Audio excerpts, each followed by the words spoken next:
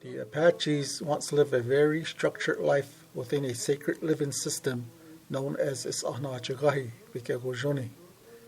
From the mid-1800s, the Apaches started to die in great numbers due to conflicts with the Europeans and being forced to live on a reservation far from their original homelands. The Apaches not only suffered great human loss, they lost ancestral lands, healthy food systems, and sacred areas, namely springs, rivers, and mountains.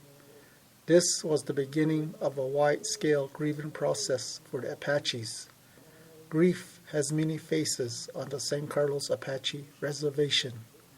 There is a death in the family. Families are separated by tragedies.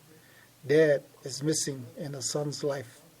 A daughter is grieving mom's loss to a health issue. Grandparents are no longer around to guide and comfort the grandchildren. Grief has many faces on the San Carlos Apache Reservation. The ancestors set out to bury the dead after the son had traveled half a day. If you do, another will be lost. The ancestors reminded us through oral history to grieve peacefully, respectfully, and say until we meet again before sunrise on the fourth day. Grief has many faces on the San Carlos Apache Reservation. Alcoholism, suicides, cancer, diabetes, murders, and now COVID-19. Too many Apache lives have passed into the Great Divide.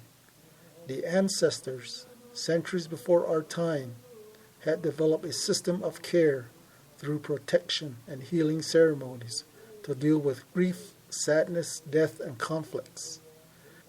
These ceremonies came by way of a sacred relationship with the holy beings through a sacred lifeway known as Is'anachagahi Bikagojoni.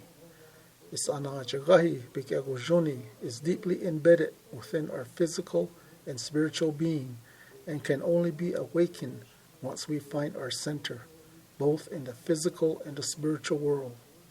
Grief has many faces on the San Carlos Apache Reservation.